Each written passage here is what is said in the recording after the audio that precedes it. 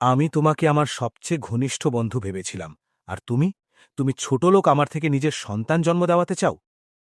লিনচু ইয়ংয়ের সেই ঘুষিতে আমাদের ২০ বছরেরও বেশি পুরনো বন্ধুত্বের সমস্ত রাগ ভরা ছিল, যা সরাসরি আমার মুখে এসে জোরে লাগল। রাগে লাল হয়ে যাওয়া তার মুখটা সত্যি খুব মিষ্টি লাগছিল। আমি আমার ফেটে যাওয়া ঠোঁটে জিভ বোলালাম, তখন আমার রক্তের হালকা কষা স্বাদ অনুভূত হল। ৩০ লাখ, মাত্র ৩ দিনের মধ্যে। ফোনের ওপাশ থেকে সেই টাকা তুলতে আসা লোকের কণ্ঠস্বর কোনো বিষাক্ত আর ধারালো বরফের টুকরোর মতো বীজ ছিল, যা শুনে লিনচুইয়ং ভেতর থেকে শিউরে উঠল। সে ফোন কেটে দিল, আর এমন নিষ্প্রাণ হয়ে গেল যেন তার শরীরের সমস্ত শক্তি নিংড়ে নেওয়া হয়েছে। সে নিস্তেজ হয়ে রাস্তার ধারে বসে পড়ল। রাতের হাওয়া খুব ঠান্ডা ছিল, যার কারণে তার পাতলা হুডিটা তার শরীরের সাথে একদম লেপ্টে গিয়েছিল। আমি আমার গাড়ি তার কাছে নিয়ে গিয়ে থামালাম, কাঁচ নামালাম। গাড়িতে বসো। সে তার মাথা তুলল। কেঁদে কেঁদে তার চোখ দুটো খরগোশের মতো একেবারে লাল হয়ে গিয়েছিল, আর সে অপলক দৃষ্টিতে আমার দিকে তাকিয়েছিল। শেঠে, আর আমার দিকে এভাবে তাকিও না। তুমি যদি এভাবেই তাকিয়ে থাকো, তবে আমি নিজেকে ধরে রাখতে পারব না, আর সরাসরি আমার ব্যাংক কার্ড তোমার মুখে ছুঁড়ে মারব। না, আমাকে নিজের উপর নিয়ন্ত্রণ রাখতে হবে। গুইয়ু, তুমি কি আমাকে কিছু টাকা ধার দিতে পারো? ২০ বছরের অপেক্ষার পর অবশেষে সে আমার কাছে কিছু চাইল। স্কুলের কোনো হোমওয়ার্ক নয়, কোনো ভিডিও গেমও নয়, বরং সে তার পুরো জীবনটাই আমার সামনে বন্ধক রেখে দিয়েছিল। ৩০ লাখ টাকা, এই শব্দটা যখন তার মুখ থেকে বেরোল, তখনই আমি জানতাম যে এই শব্দগুলো তার ভেতরের সমস্ত অহংকার শেষ করে দিয়েছে। লিনচুইয়ং, সেই মেয়ে যাকে আমি ছোটবেলা থেকে আমার চোখের সামনে বড় হতে দেখেছি, সে আগে কখনো এতটা বাধ্য আর অসহায় লাগেনি। তার বাবার ব্যবসা ডুবে গেছিল। কেউ একজন তাদের সাথে খুব বড় প্রতারণা করেছিল, যার কারণে কেবল তাদের ঘরের সমস্ত জমানো পুঁজি শেষ হয়ে যায়নি, বরং তাদের উপর চড়া সুদখোরদের বিশাল ঋণের বোঝাও চেপে গিয়েছিল। এই বড় ধাক্কাটা সে বৃদ্ধ সহ্য করতে পারেননি, এবং ব্রেন হ্যামারেজ হওয়ার কারণে তাকে অবিলম্বে হাসপাতালে ভর্তি করাতে হয়। তিনি এখনও আইসিইউতে অচেতন অবস্থায় পড়ে আছেন। আমি কিছুই বললাম না, শুধু গাড়ি স্টার্ট করে দিলাম। গাড়ির ভেতরে এক ভয়ঙ্কর নীরবতা ছিল, কেবল তার ফোপাই কান্নার হালকা হালকা শব্দ আসছিল। কেঁদে নাও, মন ভরে কেঁদে নাও। তোমার সব কষ্ট আমার সামনে উগড়ে দাও। এরপর আমি আর কাউকেই তোমাকে হেনস্থা করতে দেব না। গাড়িটা শহরের মাঝখানে আমার পেন্টহাউসের নিচে এসে থামল। সে নিজের জায়গা থেকে নড়ল না, শুধু নিজের মাথা নিচু করে বসে রইল। লিনচুইয়ং, তোমার কি মনে হয় তোমার এই কান্নার দাম ৩০ লাখ টাকা? তোমার তোমার মানে কি? মানে হলো এই যে আমি কোনো সমাজসেবক নই। আমি আমার সিট বেল্ট খুললাম আর তার দিকে ঝুঁকলাম। আমাদের মাঝে দূরত্ব হঠাৎ করেই কমে গেল। আমি তার চুল থেকে আসা হালকা শ্যাম্পুর সুগন্ধ অনুভব করতে পারছিলাম। তার নিঃশ্বাস দ্রুত হয়ে উঠছিল। খুব ভালো। অন্তত এখন তো সে আমাকে উপেক্ষা করা বন্ধ করল। রাগ হচ্ছে না? তা বন্ধুরা কি এভাবেই মেলে? সে নির্বাক হয়ে গেল। দ্বিধা আর সংকোচে তার গাল লাল হয়ে উঠল। আমি গাড়ির দরজা খুললাম এবং তাকে টেনে বাইরে বের করলাম, আর হিচড়ে লিফটের পর্যন্ত নিয়ে গেলাম। সে কোনো পুতুলের মতো চুপচাপ আমার প্রতিটি আচরণ সহ্য করছিল। ঘরের ভেতর ঢোকার পর আমি তাকে জোরে একটা নরম সোফার ওপর ছুঁড়ে ফেললাম। তারপর ওয়াইন ক্যাবিনেট থেকে একটা ফাইল বের করলাম আর তার সামনে ছুঁড়ে দিলাম। এটা পড়ো। সে কাঁপানো হাতে সেই ফাইলটা তুলল। তার ওপর লেখা ছিল ঋণের বিনিময়ে সন্তান জন্ম দেওয়ার চুক্তিপত্র, এগ্রিমেন্ট। সেটা পড়তেই তার চোখ ছানা বড়া হয়ে গেল। গুইয়ু, তুমি পাগল হয়ে গেছ? আমি পুরোপুরি সজ্ঞানে আছি। আমি আমার টাইটা একটু আলগা করলাম আর ঠিক তার সামনের সোফাটাই বসে পড়লাম। এক পায়ের উপর আরেক পা তুলে বেশ আরামে আর পূর্ণ অহংকারের সাথে বললাম, প্রথম পক্ষ গুইয়ু, দ্বিতীয় পক্ষ লিনচুইয়ং। দ্বিতীয় পক্ষ পার্টি বি নিজের ইচ্ছায় প্রথম পক্ষের জন্য একটি সন্তান জন্ম দেবে, যা ৩০ লাখ টাকার ঋণ শোধের একমাত্র উপায় হবে। এই চুক্তি চলাকালীন দ্বিতীয় পক্ষকে একজন স্ত্রীর সমস্ত দায়িত্ব ও কর্তব্য পালন করতে হবে। আমার মুখ থেকে বেরোনো প্রতিটি শব্দের সাথে তার মুখের রং ফ্যাকাশে হয়ে যাচ্ছিল। আর যখন আমি পড়া শেষ করলাম, তুমি আমাকে কি ভেবে রেখেছ, হ্যাঁ? কাগজের সেই পাতাগুলো আমার গালে এসে আঘাত করল। ব্যথা লাগেনি, কিন্তু অপমানটা ছিল খুব গভীর। গুইয়ু, আমি তোমাকে আমার সবচেয়ে ভালো বন্ধু মনে করেছিলাম, আর তুমি শালা চাও যে আমি তোমার জন্য একটা সন্তান জন্ম দিই? রাগে ভরা সেই ঘুষিটা আমি একটুও পিছিয়ে না গিয়ে সরাসরি নিজের মুখে খেয়ে নিলাম। আমার ঠোঁটের কোণটা কেটে গেল, আর মুখের ভেতর রক্তের স্বাদ ছড়িয়ে পড়ল। আমি রাগে দ্রুত ওঠানামা করা তার বুকের দিকে তাকালাম, আর তার সেই চোখগুলোর দিকে তাকালাম যেগুলোতে আগুন জ্বলছিল। আর হঠাৎ আমি হেসে পড়লাম। মেরে নিলি? ছোট লোক তুমি একটা। হ্যাঁ, আমি ছোট লোক। এমন এক ছোট লোক যে শুধু তোমাকে বেঁচে থাকতে দেখতে চায়। লিনচু, তুমিই বলো আমাকে বাদ দিয়ে এই মুহূর্তে কে তোমাকে ৩০ লাখ টাকা দিতে পারে? তোমার ওই নামে মাত্র আত্মীয়রা, নাকি তোমার ওই প্রাক্তন প্রেমিক যে শুধু ফাঁপা প্রতিশ্রুতি দিতে জানে? তোমার কাছে আর অন্য কোনো রাস্তা নেই। ক্ষমা করে দাও চুইয়ং, ক্ষমা করে দাও যে আমি তোমাকে নিজের কাছে আটকে রাখার এত একটা নিকৃষ্ট উপায় বেছে নিলাম। সে কাঁদতে লাগল, কিন্তু এইবার সে আগের মতো ফুপিয়ে ফুপিয়ে কাঁদছিল না, বরং সে পুরোপুরি ভেঙে হাউমাউ করে কাঁদতে লাগল, ঠিক সেই বাচ্চার মতো যাকে পুরো পৃথিবী একা ছেড়ে দিয়েছে। আমি আমার বাঁধন আলগা করে দিলাম, আর তাকে মাটিতেই বসে থাকতে দিলাম, পুরোপুরিভাবে ছটফট করে কাঁদতে দিলাম। আমি তাকে শান্ত করতে গেলাম না, কারণ আমি জানতাম যে তার নিজের ভেতরের ক্ষোভ উগড়ে দেওয়ার প্রয়োজন আছে। বেশ কিছুক্ষণ কাঁদার পর সে ধীরে ধীরে শান্ত হল এবং নিজের ফোলা লাল চোখ দুটো তুলে আমার দিকে তাকালো। এমন কেন? এর কোনো জবাব ছিল না। সই কালো নয়তো এখান থেকে চলে যাও, ফিরে যাও তোমার সেই দলদলে। আমি জানি আমি খুব নির্মম হচ্ছি, কিন্তু তার মতো একগুঁয়ে মেয়ের সাথে মোকাবিলা করার জন্য আমাকে সবচেয়ে কঠোর পদক্ষেপ নিতে হতো। সে শুধু এক দৃষ্টিতে আমার দিকে তাকিয়ে রইল, পুরো ১ মিনিট ধরে। তারপর সে সেই চুক্তিপত্র আর কলমটা তুলল আর কাঁপানো হাতে তার ওপর সই করে দিল। হাতের লেখা একদম আঁকাবাঁকা ছিল, চোখের জল আর অসহায়তায় ভেজা। সেই মুহূর্তে আমার বুকটা পাগলের মতো ধরভর করছিল। এটা কোনো বড় জুয়ার মতো ছিল, যাতে আমি আমাদের ২০ বছরের বন্ধুত্ব বাজি রেখেছিলাম। ভাগ্যিস আমি এই বাজিটা জিতে গেলাম। সই করার ঠিক পরের দিনই People's Republic of China, People's Republic of China, আমি সরাসরি তাকে ম্যারেজ রেজিস্ট্রারের অফিসে নিয়ে গেলাম। সে এমনভাবে হাঁটছিল যেন কোনো অপরাধী ফাঁসির মঞ্চের দিকে এগিয়ে যাচ্ছে। আরে বাহ, কি চমৎকার জুটি তোমাদের দুজনের! ছোটবেলার ভালোবাসা, তাই না? এটা শুনে লিনচুইয়ং একদম ঘাবড়ে গেল। আমি বললাম, আন্টি, আপনি একদম ঠিক ধরেছেন। আমরা দুজনে ছোটবেলা থেকেই একে অপরকে চিনি। হ্যাঁ, এখন আমরা স্বামী স্ত্রী। লিনচুইয়ং, তুমি এখন শুধু আর শুধু আমার। এটা শুনতেই লিনচু আমার কোমরে জোরে এক চিমটি কাটল। আমি ব্যথায় কোকড়িয়ে উঠলাম, কিন্তু আমার মুখের হাসি আরো চওড়া হয়ে গেল। যখন সেই দুটো লাল রঙের ম্যারেজ সার্টিফিকেট আমার হাতে এলো, তখন আমার মনে হলো যেন আমি কোনো স্বপ্ন দেখছি। আমি খুব ভালোবাসা আর যত্নের সাথে ওগুলো রাখলাম এবং আমার শার্টের ভেতরের পকেটে লুকিয়ে রাখলাম। সে খোঁচা মেরে বলল, এত সব করার কি কোনো দরকার ছিল? আমি বললাম, একেবারে। সে মুখ ফিরিয়ে জানালার বাইরে তাকাতে লাগল, তারপর আর একটা কথাও বলল না। আমি জানতাম সে মনে মনে আমাকে ১০০০টা গালি দিচ্ছে, ১০,০০০ বার অভিশাপ দিচ্ছে। দিক না অভিশাপ, শুধু তুমি আমার পাশে থাকো। তা সে আমাকে গালি দিয়ে মেরেই ফেলুক না কেন। ৩০ লাখ টাকা সাথে সাথে তার অ্যাকাউন্টে পৌঁছে গেল।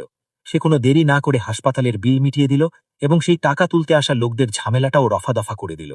এই সব ঝামেলা মেটানোর পর সে আমার অ্যাপার্টমেন্টে ফিরে এলো, একদম কোনো পথভ্রষ্ট ভূতের মতো। সে বলল, আমি টাকা মিটিয়ে দিয়েছি, এখন চলো চুক্তিপত্রের খুঁটিনাটি নিয়ে কথা বলা যাক। কিসের খুঁটিনাটি? একজন স্ত্রীর দায়িত্ব আর কর্তব্যের ব্যাপারে। তোমার ঠিক কি অর্থ? আমি হেঁটে গিয়ে তার পাশে বসলাম। আমি ইচ্ছে করেই তার দিকে ঝুঁকে নিজের কণ্ঠস্বর ধীরে করলাম। আমার তপ্ত নিঃশ্বাস তার কান ছুঁয়ে যাচ্ছিল।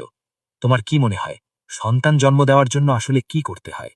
দেখতে দেখতেই তার কান দুটো পুরোপুরি লাল হয়ে গেল। গুয়ু, তুমি নিজের সীমা পার করো না। আমি সীমা পার করছি? কাগজে পরিষ্কার লেখা আছে আর তুমি নিজেই ওটাতে সই করেছ। কি হলো, এখন পিছিয়ে যেতে চাও? চুক্তি ভাঙার জরিমানা কিন্তু ৩ কোটি টাকা। সে মুহূর্তের মধ্যেই স্তব্ধ হয়ে গেল, একদম সেই বিড়ালের মতো যার ঘাড় কেউ চেপে ধরেছে আর সে নিজের সব থাবা ভেতরে গুটিয়ে নিয়েছে। ঠিক আছে, কবে থেকে? শুরু করতে হবে এখন থেকেই। কি? মজা করছিলাম বোকা। আমি তোমাকে এখনই কিভাবে ভয় দেখাতে পারি? নিজের অবস্থাটা একবার দেখো। যাও, স্নান করে নাও আর তাড়াতাড়ি ঘুমিয়ে পড়ো।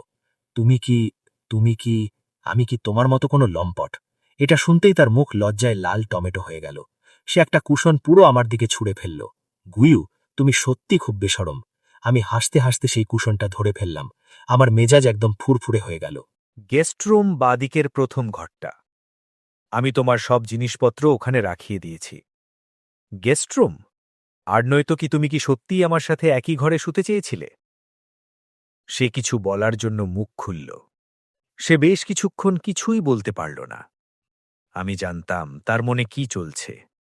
তার মনে হয়েছিল যে আমি কোনো পশুর মতো বিয়ের প্রথম দিনই তার সাথে কিছু একটা করে বসব। কিন্তু আমি তেমন নই। আমি এতগুলো বছর ধরে তার অপেক্ষা করেছি, তাই আর কিছুদিন অপেক্ষা করলে আমার কোনো কিছু যায় আসে না। আমার তার শরীর নয়, তার মন চাই। আমি চাই সে নিজের ইচ্ছায় আমার হোক। সেই রাতে সে গেস্টরুমে শুল আর আমি মাস্টার বেডরুমে। আমাদের মাঝে শুধু একটা দেওয়াল ছিল, কিন্তু আমার তো ঘুমই উড়ে গিয়েছিল। আমার মাথায় শুধু তারই চিন্তা ঘুরছিল। আমার সাদা শার্ট পরে পুরো ঘরে এদিক ওদিক ঘুরে বেড়ানো, নিজের ওপর নিয়ন্ত্রণ রাখ। গুয়ু, তুই একজন শিকারী, তোকে ধৈর্য রাখতে হবে। আমি বিছানায় এপাশ ওপাশ করতে লাগলাম। আর যখন আমার আর সহ্য হল না, তখন উঠে সোজা তার ঘরের বাইরে গিয়ে পৌঁছলাম। দরজা খোলা ছিল। আমি ওটাকে আলতো করে একটু ধাক্কা দিলাম। জানালা দিয়ে চাঁদের আলো ভেতরে আসছিল, আর তার শান্ত ঘুমন্ত মুখের উপর পড়ছিল। সে খুব গভীর ঘুমেছিল। তার লম্বা চোখের পাতাগুলো কোনো ছোট পাখার মতো হালকা উঠেছিল। হয়তো সে সারাদিনের ক্লান্তিতে ভেঙে পড়েছিল। সে তো এটাও জানতে পারেনি যে তার ওপর থেকে কম্বলটা সরে গেছে। আমি ভেতরে গেলাম, আর আমার আঙুলগুলো ভুল করে তার গালে ছুঁয়ে গেল। একদম গরম আর নরম। আমার হার্টবিট যেন এক মুহূর্তের জন্য থমকে গেল। গুড নাইট আমার জান, তোমাকে আমার দুনিয়ায় স্বাগতম। একসাথে থাকার আমাদের এই সফর আমার ভাবনার চেয়েও অনেক বেশি হাঙ্গামাপূর্ণ প্রমাণিত হল। এই লিনচু ইয়ং নামের মেয়েটার তো একটা চুক্তিভিত্তিক স্ত্রী হওয়ার বিন্দুমাত্র অনুভূতিও ছিল না। সকাল সকাল সে নিজের পাখির বাসার মতো উস্কো খুস্কো চুল নিয়ে ঘর থেকে বাইরে ছুটে এলো। গুয়ু, এই গুয়ু, আমার ফেস ওয়াশ কোথায়? তুমি কোথায় লুকিয়ে রেখেছ ওটা? তোমার বাঁদিকের দ্বিতীয় আলমারিটা, ওই গোলাপি বোতলটা? টুথব্রাশ কোথায়? আমি তো আমার টুথব্রাশ আনিনি। আয়নার পাশে রাখা আছে, তোমার জন্য নতুন নিয়ে এসছিলাম, ওটাও গোলাপি রঙেরই। সে গুনগুন করতে করতে ব্রাশ করতে আর মুখ ধুতে চলে গেল। গুয়ু, আমার কাছে পাল্টানোর মতো কাপড় নেই। আমি অমলেটটা প্লেটে তুললাম আর ডাইনিং টেবিলে রেখে দিলাম। ড্রেসিং রুমের ডান দিকের পুরো লাইনটাই তোমার। লিনচু ইয়ং একদম অবাক হয়ে গেল। সে ইতস্তত করতে করতে মাস্টার বেডরুমে ড্রেসিং রুমে গেল। আমি তার চমকে ওঠার একটা হালকা শব্দ শুনতে পেলাম। আমি হেঁটে গেলাম আর দরজার ফ্রেমে হেলান দিয়ে দাঁড়িয়ে পড়লাম, আর তার সেই হতভম্ব মুখটা মুজে দেখতে লাগলাম। পুরো একটা দেওয়াল সমান বড় আলমারি এই সিজনের সবচেয়ে লেটেস্ট মেয়েদের পোশাকে ঠাসা। ক্যাজুয়াল থেকে শুরু করে পার্টি ওয়্যার পর্যন্ত ওখানে সবকিছু ছিল। অন্যদিকের আলমারিতে সাজানো ছিল হরেক রকমের ব্র্যান্ডেড ব্যাগ আর জুতো। ড্রেসিং টেবিলের ওপর দুনিয়ার সবচেয়ে সেরা ব্র্যান্ডের স্কিন কেয়ার আর মেকআপের পুরো সেট রাখা ছিল। তুমি এই সব কবে? অনেক আগেই ব্যবস্থা করে রেখেছিলাম। পছন্দ হয়েছে? এই সব শুধু তোমার জন্য।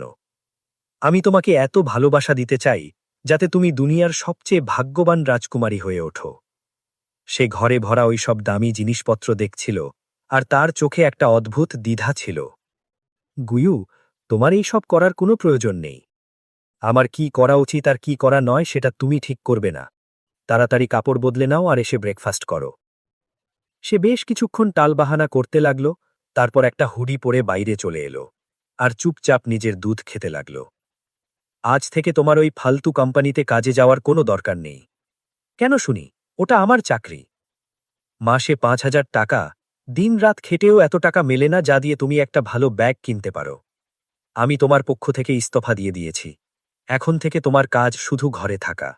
নিজের স্বাস্থ্যের ভালো করে খেয়াল রাখো। স্বাস্থ্যের খেয়াল রেখে কি হবে? তোমার কি মনে হয় আমাদের চূড়ান্ত লক্ষ্যের জন্য? তার মুখ আবার লাল হয়ে গেল, আর সে লজ্জায় মাথা নিচু করে নিল। তারপর সে রেগে স্যান্ডউইচের একটা মস্ত বড় কামড় দিল, যেন সে স্যান্ডউইচ নয়, আমাকেই চিবিয়ে খাচ্ছে।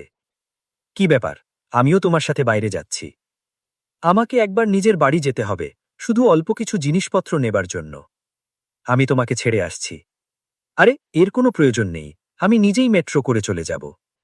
আমি সরাসরি তার কবজি ধরলাম আর তাকে নিজের সাথে টেনে নিয়ে গেলাম। তোমার সিট বেল্ট লাগাও। সে অনিচ্ছাকৃতভাবে নিজের সিট বেল্ট লাগিয়ে নিল। আমাদের গাড়ি তার বিল্ডিংয়ের নিচে এসে থামল। ওটা খুবই পুরনো কলোনি ছিল। সে সিট বেল্ট খুলল আর গাড়ি থেকে নামতেই যাচ্ছিল। আমিও তোমার সাথে ওপরে যাচ্ছি। তুমি ওপরে এসে কি করবে? আমি তোমার আইনি স্বামী, নিজের শাশুড়ির সাথে দেখা করায় কোনো সমস্যা আছে নাকি? আমার এই কথায় তার মুখই বন্ধ হয়ে গেল, আর সে চুপচাপ আমাকে নিজের সাথে ওপরে নিয়ে গেল। দরজা তার মা খুললেন। আমাদের দুজনকে একসাথে দেখে, আরে শিয়াওইউ, তুমি এসে গেছ? তাড়াতাড়ি ভেতরে এসো, তাড়াতাড়ি ভেতরে চলে এসো। নমস্কার আন্টি। বেঁচে থাকো বাবা, বেঁচে থাকো। তাড়াতাড়ি ভেতরে এসে বসো। আরে, তুমি এসেছো এটাই অনেক। এইসব জিনিসপত্র আনার কি দরকার ছিল? তুমি আরামে বসো, আমি তোমার জন্য এক গ্লাস জল নিয়ে আসছি। লিনচু ইয়ং একপাশে দাঁড়িয়েছিল আর লজ্জায় খোটে তার মুখ লাল হলুদ হয়ে উঠছিল। মা, আমি শুধু আমার কিছু জিনিসপত্র নিতে এসেছিলাম। কিসের জিনিসপত্র? তুইও কেমন মেয়ে, বিয়ের মতো এত বড় একটা কথা, আর তুই বাড়িতে আগে থেকে একবারও জানালি না? সত্যি করে বল, শিয়াওইউ তোকে কোনো বিরক্ত করেনি তো? না মা, এমন কিছুই না। আমার তো আগে থেকেই জানা ছিল।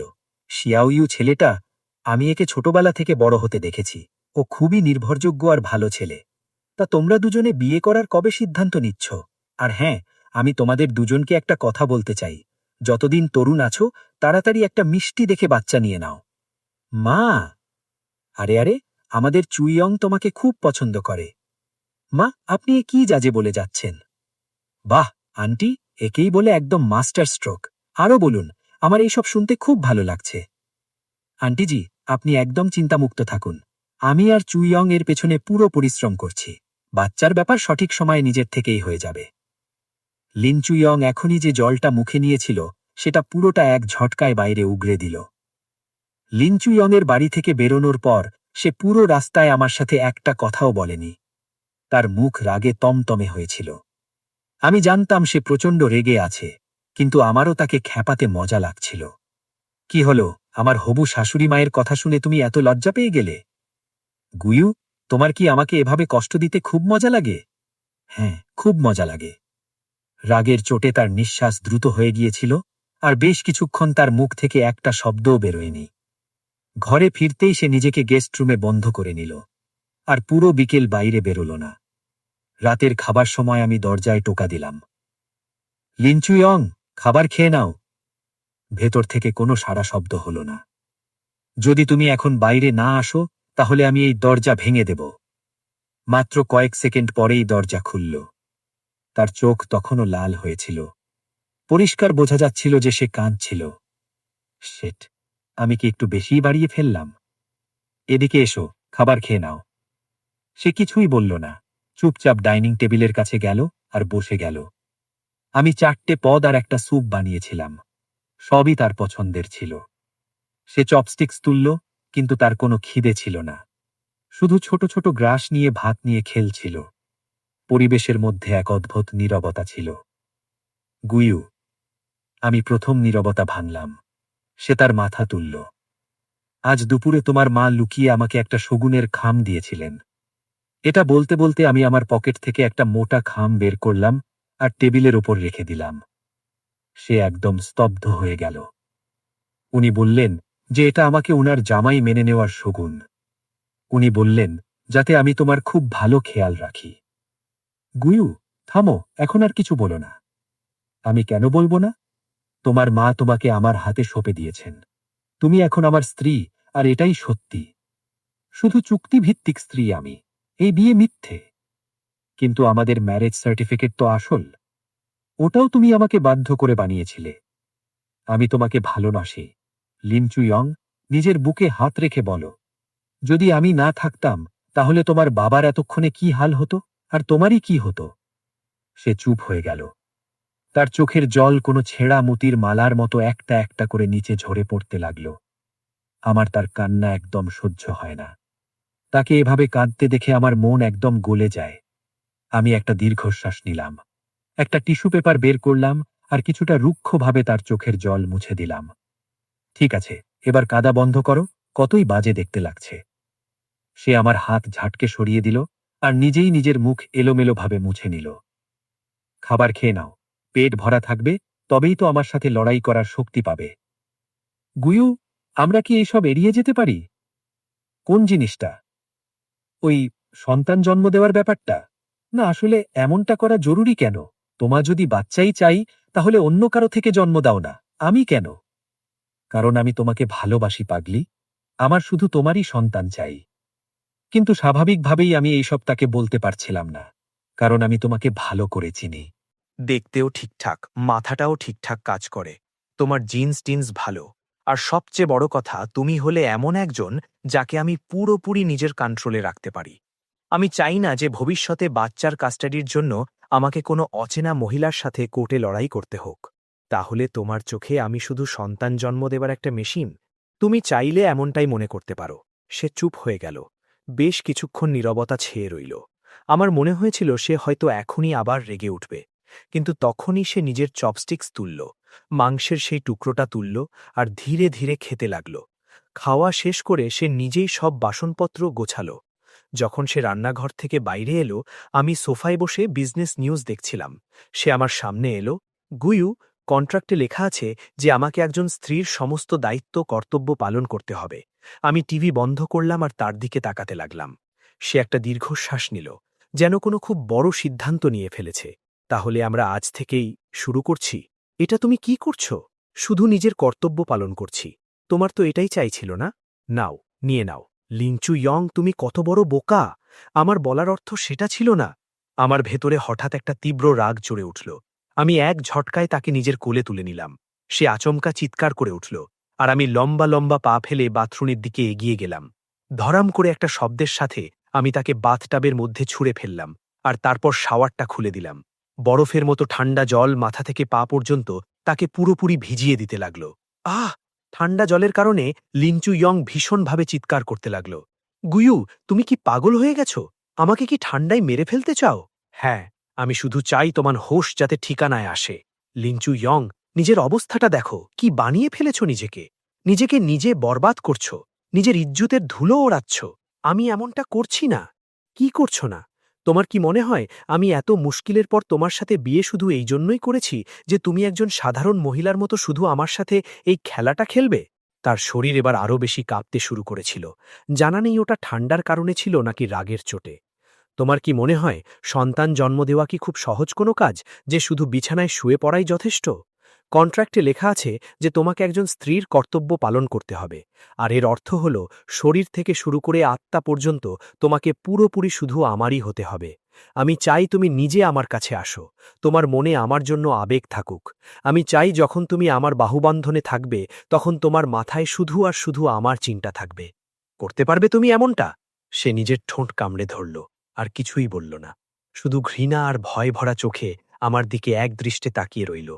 জলে ভেজা তার নাইটিটা তার শরীরের সাথে পুরোপুরি লেপ্টে গিয়েছিল, যার ফলে তার শরীরের সুন্দর খাঁজগুলো পরিষ্কার ফুটে উঠছিল। তাকে দেখে আমার নিঃশ্বাস অনিয়ন্ত্রিত ও ভারী হতে লাগল। আমি নিজের থেকে জোর জবরদস্তি করে আমার নজর সরালাম আর দাঁড়িয়ে পড়লাম। নিজে ভালো করে ভেবে নাও, আর যদি মাথায় না ঢোকে তবে ততক্ষণ এখানেই থাকো যতক্ষণ না বুদ্ধি ঠিকানায় আসছে। এই বলে আমি ঘুরলাম আর বাথরুম থেকে বাইরে চলে এলাম এবং পেছন থেকে দরজা লক করে দিলাম। আমি দরজায় হেলান দিয়ে দাঁড়িয়ে পড়লাম। একটা সিগারেট জ্বালালাম আর ওটার লম্বা লম্বা টান দিতে লাগলাম, কিন্তু নিকোটিনও আমার ভেতরের এই অস্বস্তিকে শান্ত করতে পারছিল না। গুয়ু, আমাকে বাইরে বের করো, তুমি ১ নম্বরের ছোট লোক, জঘন্য মানুষ। আমি তার এই কথায় কোনো ধ্যান দিলাম না। আমি জানতাম আমাকে কঠোর হতেই হবে। যতক্ষণ না আমি সম্পর্ক নিয়ে ওর তার ওই ভুল সওদাবাজির মানসিকতা বদলাতে পারছি, ততক্ষণ আমাদের কোনো ভবিষ্যৎ হতে পারে না। প্রায় আধ ঘন্টারও বেশি সময় কেটে গিয়েছিল। ভেতর থেকে আসা আওয়াজ এবার ধীরে ধীরে কম হতে শুরু করেছিল। আমার মনে হলো এবার বেশ অনেকটা সময় হয়ে গেছে। তখন গিয়ে আমি দরজা খুললাম। সে বাথটাবের এক কোণায় গুটিসুটি মেরে বসেছিল, পুরোপুরি ভেজা। ঠান্ডার চোটে তার ঠোঁট নীল হয়ে গিয়েছিল। তাকে দেখে খুবই অসহায় ও নিষ্পাপ লাগছিল। এটা দেখে আমার মনে এক অদ্ভুত যন্ত্রণা জেগে উঠল। আমি তার কাছে গেলাম আর তাকে একটা বড় তোয়ালেতে ভালো করে জড়িয়ে নিলাম, আর তাকে নিজের কোলে তুলে বাইরে নিয়ে এলাম। তার শরীর এখনও হালকা হালকা কাঁপছিল। আমি তাকে মাস্টার বেডরুমের মস্ত বড় বিছানায় শুইয়ে দিলাম, আর তাকে কম্বলে এমনভাবে জড়িয়ে দিলাম যেন সে কোনো ছোটখাটো পোঁটলা। তারপর আমি গেলাম আর তার জন্য ১ কাপ গরম আদা চা বানিয়ে নিয়ে এলাম। চুপচাপ এটা পিয়ে নাও। লিনচু ইয়ং, আমার সাথেই জেদ করো না। তুমি কি সত্যি অসুস্থ হয়ে পড়তে চাও? ঠিক আছে, খুব জেদ আছে না তোমার মধ্যে? আমি কাপটা তুললাম, শক্ত করে তার থুতনি ধরলাম, আর জোর জবরদস্তি ওই আদা চা তার মুখে ঢেলে দিলাম। আচমকা চা গলায় যাওয়ায় সে ভীষণভাবে কাশতে লাগল। কাশতে কাশতে তার চোখে জল চলে এলো। একদম ঠিক হয়েছে তোমার সাথে। আমি মুখ দিয়ে তাকে বকছিলাম, কিন্তু তাও আমার হাত হেয়ার ড্রায়ার তুলে নিল, আর আমি তার ভেজা চুল শুকিয়ে দিতে লাগলাম। ড্রায়ারের ওই গরম হাওয়া আর আমার হাতের ওই হালকা স্পর্শ পেয়ে সে ধীরে ধীরে একেবারে শান্ত হয়ে গেল। যেমনই আমি সেখান থেকে যাওয়ার জন্য ঘুরলাম, সে পেছন থেকে আমার শার্টের কোণাটা ধরে নিল। গুয়ু, তুমি তুমি কি আমাকে ভালোবাসো? ওহ, সে কি জানতে পেরে গেল? লিনচু ইয়ং, ঠান্ডা জল কি তোমার মাথা খারাপ করে দিয়েছে? কিছু বেশিই ভুল ধারণা পুষতে শুরু করেছ। ওহ! তার চোখের চমক পলকের মধ্যে নিভে গেল। সে আমার হাত ছেড়ে দিল, আর ধীরে ধীরে আবার কম্বলের ভেতর গুটিসুটি মেরে গেল। আমি বুঝে গেছি, তুমি বাইরে যাও এখান থেকে। সত্যি তো এই যে আমি তোমাকে ভালোবাসি, অনেক অনেক বছর ধরে। কিন্তু আমি বলতে পারবো না, এখনো সঠিক সময় আসেনি। আমার ভয় হয় যে যদি আমি বলে দিই তবে সে ভয় পেয়ে দূরে পালিয়ে যাবে। তাই আমি শুধু এই সবচেয়ে বোকা বোকা আর নিকৃষ্ট উপায়েই তাকে নিজের কাছে বেঁধে রাখতে পারি। লিভিং রুমে ফিরে এসে আমি সোফায় বসে পড়লাম। সারা রাত ঘুম এলো না। পরের দিন সকাল সকাল আমি মাস্টার বেডরুমের দরজা খুললাম, কিন্তু বিছানা খালি ছিল। গেস্ট রুমেও কেউ ছিল না। টেবিলের উপর শুধু একটা নোট রাখা ছিল। আমি বাবাকে দেখতে হাসপাতালে যাচ্ছি। হাতের লেখা খুব তাড়াহুড়ো করে লেখা ছিল। আমি অবিলম্বে গাড়ির চাবি তুলে বাইরে ছুটলাম। এই পাগল মেয়েটা, ও কি আমার কাল রাতের কথাগুলো সত্যি ভেবে বসল না তো, আর আমাকে ছেড়ে পালিয়ে যাওয়ার কথা ভাবছে? আইসিইউ ওয়ার্ডের দিকে ছুটতে ছুটতে আমি মোটা কাঁচের বাইরে থেকে দেখলাম সে হাসপাতালের বিছানার পাশে বসেছিল, নিজের বাবার হাত ধরে নিচু গলায় কিছু বলছিল। তাকে খুব ক্লান্ত ও দুর্বল লাগছিল, কিন্তু তার চোখে এক অদ্ভুত সাহস ছিল। আমি স্বস্তির নিঃশ্বাস ফেললাম। ভাগ্যিস সে পালিয়ে যায়নি। আমি ভেতরে গিয়ে তাকে বিরক্ত করলাম না, শুধু বাইরে থেকে চুপচাপ তাকে দেখতে লাগলাম। কিছুক্ষণ পর সাদা কোট পরা একজন ডাক্তার আমার কাছে এলেন। আপনি মিস্টার গু তো? ডিরেক্টর জ্যাং, আপনি একটু আমার সাথে অফিসে আসুন। মিস্টার গু, একটা কথা আছে যেটা আমার মনে হয় আপনাকে জানানো জরুরি। মিস্টার লিনের অবস্থা আমাদের আশার চেয়েও অনেক বেশি আশান্যকর। পরবর্তী চিকিৎসার জন্য হয়তো একটা খুব বড় অঙ্কের টাকার প্রয়োজন হবে। কত? যদি কম করেও ধরে চলি তাহলে অন্তত 20 লাখ। আর আমার বুকটা দমে গেল। 20 লাখ, আরও একবার 20 লাখ। টাকা আমার জন্য কোনো সমস্যা ছিল না। মুশকিল তো ছিল এই কথাটা লিনচু ইয়ংকে কিভাবে জানাবো। সে এইমাত্র তো 30 লাখের দলদল থেকে বাইরে বের হলো। আমি কি নিজের হাতে তাকে আরও একটা গভীর খাদে ঢেলে দেব? আমি হতাশ হয়ে নিজের চুল ছিঁড়ছিলাম। তখনই লিনচু ইয়ং সেখান থেকে বাইরে এলো। তুমি এখানে কিভাবে? তোমার চিন্তা হচ্ছিল। আঙ্কেলের শরীর কেমন আছে? রকমই, কোনো উন্নতি নেই। ডাক্তার বলেছেন যে আমাকে সবকিছুর জন্য প্রস্তুত থাকা উচিত। সে এখনো সত্যিটা জানত না। চলো তোমাকে খাইয়ে নিয়ে আসি। আমার খিদে নেই। খিদে নেই, তাও খেতে হবে। আমরা একটা শান্ত রেস্তোরাঁয় গেলাম। তার খাওয়ার একদম ইচ্ছে ছিল না। সে শুধু চামচ দিয়ে বাটি রাখা খাবার নাড়াচাড়া করছিল। গুয়ু, কাল রাতের জন্য আমাকে ক্ষমা করে দাও। আমার ওসব বলা উচিত হয়নি, আর না অমন আচরণ করা উচিত ছিল। আমি অবাক হয়ে গেলাম। আমি আশা করিনি যে সে নিজে থেকে ক্ষমা চাইবে। আমি জানি তুমি আমাকে অনেক সাহায্য করেছ। আমার নিজেকে এমনভাবে ছোট করা উচিত হয়নি যাতে তুমি আমাকে নিচু চোখে দেখতে শুরু করো। পাগলি কোথাকার, আমি কেনই বা তোমাকে ছোট ভাবব? আমার তো শুধু তোমার কষ্ট সহ্য হয় না। জানো তো, ভালো কথা, যদি ভবিষ্যতে তুমি আবার মরার কোনো বোকামি করো না, তবে আমি সরাসরি তোমাকে হুয়াংপু নদীতে মাছের খাবারের জন্য ছুঁড়ে ফেলে দেব। ওই কন্ট্রাক্টটা? গুয়ু, আমি গুয়ু কখনো লোকসানের সওদা করি না। 30 লাখে তোমার সাথে একটা সন্তান জন্ম দেওয়া বেশ লাভের সওদা। আমি ইচ্ছে করেই নিজের কথাগুলো এত তিতো রাখলাম, কারণ আমি জানতাম যে একমাত্র এমনটা করলেই সে কোনো দ্বিধাবিনয়ী আমার পরবর্তী সাহায্য গ্রহণ করতে পারবে। আর ঠিক তাই হলো, আমার কথা শুনে।